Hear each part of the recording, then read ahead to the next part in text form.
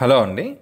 ఈరోజు మనం చార్ధామ్ యాత్ర రిజిస్ట్రేషన్ ప్రాసెస్ ఎలా చేసుకోవాలో స్టెప్ బై స్టెప్ తెలుగులో నేను మీకు ఎక్స్ప్లెయిన్ చేస్తానండి.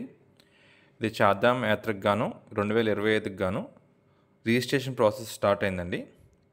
ఇది మార్చ్ 21, 2025న పోర్టల్ ఓపెన్ అయిందండి. సో ఎవరైతే చార్ధామ్ యాత్ర వెళ్దాం అనుకుంటున్నారో వాళ్ళు కంపల్సరీగా రిజిస్ట్రేషన్ చేసుకోవాలండి ఆన్లైన్లో. సో మీరు రిజిస్ట్రేషన్ చేసుకున్నప్పుడు మీరు ముందుగా పెట్టుకోవాల్సింది ఏంటంటే మీరు ఆ చార్ధామ్ యాత్ర ఏ రోజు వెళ్దాం అనుకుంటున్నారో మీరు కంపల్సరీగా మీరు డేట్స్ ముందుగానే ఉంచుకోవాలండి. అంటే మీరు యమునోత్రి ఏ డేట్‌ని వెళ్దాం అనుకుంటున్నారు, గంగోత్రి ఏ డేట్‌ని వెళ్దాం అనుకుంటున్నారు, కేదార్‌నాథ్ ఎప్పుడు వెళ్దాం అనుకుంటున్నారు, బద్రీనాథ్ అంటే మీరు టూరిస్ట్ ఎవరైతే ద్వారా వెళ్తున్నారో వాళ్ళు మీకు డేట్స్ ఇస్తారండి. సో ఆ డేట్స్ మీరు రిజిస్ట్రేషన్ చేసుకోవచ్చు. దీనికి ఎలాంటి ఫీజు ఏమి ఉండదండి. జస్ట్ నార్మల్ మీరు ఆన్లైన్లో క్లిక్ చేసుకొని గూగుల్లోకి వెళ్ళి ఉత్తరాఖండ టూరిజం కేర్ దానిలోకి వెళ్ళి మీరు రిజిస్ట్రేషన్ చేసుకోవచ్చు. సో ఆ కంప్లీట్ ప్రాసెస్ ఈరోజు నేను చెప్తానండి.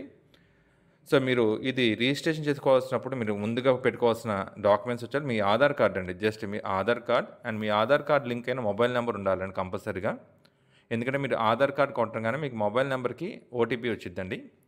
ఈ ఓటీపీ రాగానే ఆటోమేటిక్గా మీకు మీ డేటా అంతా ఆటోమేటిక్గా ఫిల్ అయిపోయిద్దండి. ఇంక్లూడింగ్ మీ ఫోటో కూడా అండి.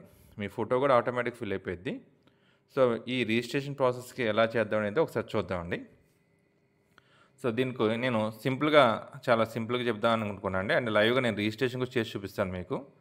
సో మీరు గూగుల్లో ఫస్ట్ మీరు గూగుల్ తీసుకొని registration and tourist care .uk.gov.in అని టైప్ చేయండి.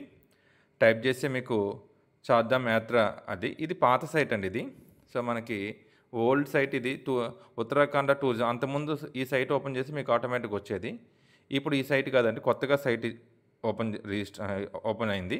అండ్ మీరు పాత సైట్లో రిజిస్టర్ అయినా సరే ఈ కొత్త సైట్లో రిజిస్ట్రేషన్ మళ్ళీ కొత్తగా చేసుకోవాలండి. సైన్అప్ మళ్ళీ చేసుకోవాలి.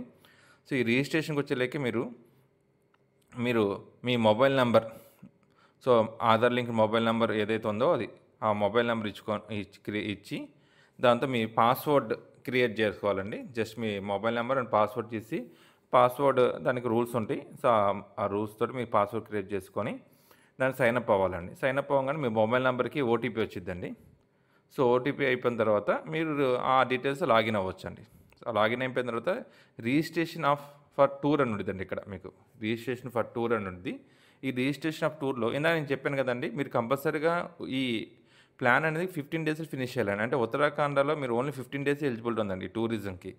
సో ఆ డ్యూరేషన్ అయితే కంపల్సరీ 15 డేస్లో ప్లాన్ చేయాలి. సో మీరు ఏ డేట్ నుంచి ఏ డేట్ వెళ్తున్నారో మీరు ప్లాన్ చేసుకో. ఫర్ ఎగ్జాంపుల్ నేను ఇక్కడ మే 26 నుంచి అండ్ జూన్ 5 దాకా అనుకుంటున్నానండి. సో ఇక్కడ నెంబర్ ఆఫ్ టూరిస్ట్ వచ్చేసరికి మ్యాక్సిమం మనకి 6 టూరిజం ఉంది. ఇక్కడ చూడండి మీకు అంతా గ్రీన్లో మీకు ఉందండి. ఆ గ్రీన్లో ఉన్నట్టు అవైలబిలిటీ ఉన్నట్టు.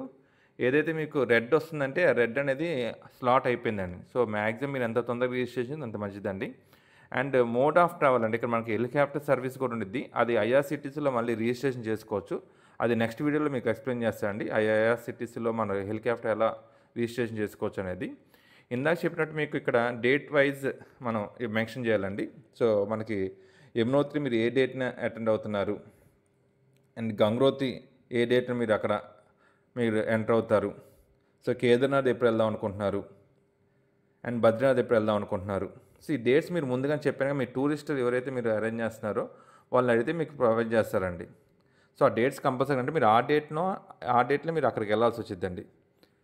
సో ఆ డేట్స్ ముందుగా రాసి పెట్టుకోవాలండి. ఆ డేట్స్ ప్రకారం మీరు ఎంటర్ చేసుకొని అక్కడ మీరు ఒక్కొక్క దానికి ఇవ్వాలి. ఇది ఆల్రెడీ పోర్టల్ మనకి ఇచ్చారండి. యమునోత్రి 30th ఏప్రిల్ నుంచి ఓపెన్ అయింది, గంగోత్రి 30th ఏప్రిల్ నుంచి, కేదార్నాథ్ వచ్చి 2nd మే నుంచి అండి, బద్రీనాథ్ వచ్చి 4th మే నుంచి అండి. సో ఈ డేట్స్ మీకు ఆల్రెడీ మనకి స్టార్టింగ్లో హోమ్ పేజ్లో డిస్ప్లే అవుతున్నాయండి. సో ఈ డేట్స్ ప్రకారం నేనైతే ఈ డేట్స్ ఎగ్జాంపుల్ కింద ఈ డేట్స్ మెన్షన్ చేశానండి.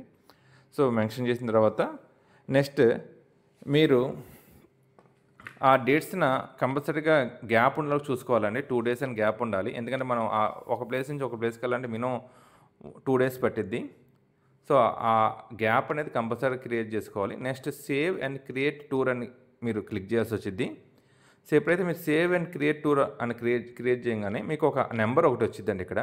So tour created successfully and tour ID వచ్చి చూడండి, నాకు వచ్చి 21032 అని ఒక ఐడి వచ్చిందండి. సో ఇక్కడ వచ్చి నేను సెలెక్ట్ చేసుకున్న 4 డెస్టినేషన్స్ వస్తాయండి. మీరు ఏ ప్లేస్లో సెలెక్ట్ చేసుకున్న ఆ ప్లేస్లోనే వస్తాయి. యమునోత్రి, గంగోత్రి, కేదార్నాథ్ అండ్ బద్రీనాథ్.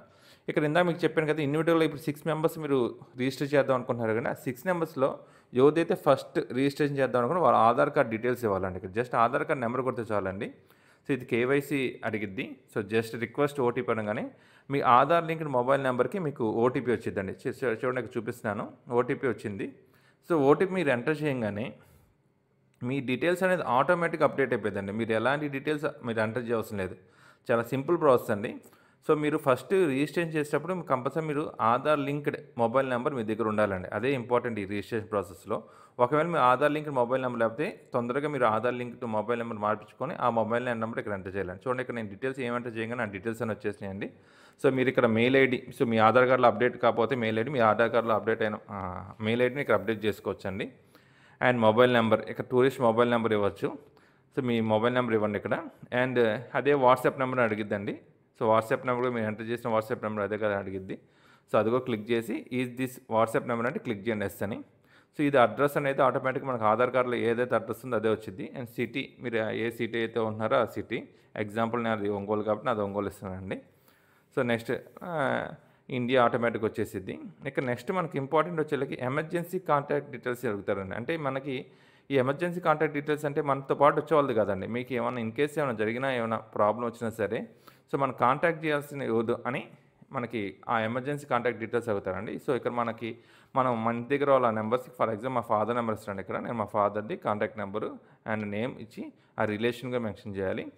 సో ఇదేనా మీకు మెడికల్ కండిషన్స్ ఎలా ఉంది, మీకు ఏమన్నా హార్ట్ ప్రాబ్లమ్స్ ఉందా, ఆస్మా ఉన్నాయా, డయాబెటిక్ అన్నీ మెన్షన్ చేయాలండి. And if you're doctor, so అది కూడా మెన్షన్ చేయొచ్చు.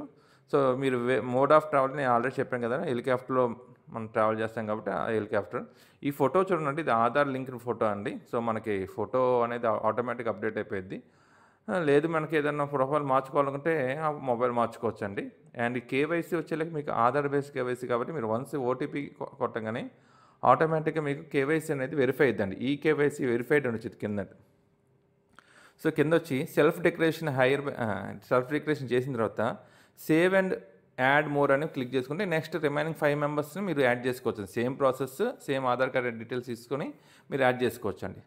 లేదు ఫినిష్ అని కొట్టేస్తే మీకు, సో మీకు ఫినిష్ అవ్వగానే మీకు యాత్రా సర్టిఫికేట్ అనేది డౌన్లోడ్ అవుతుందండి మీకు.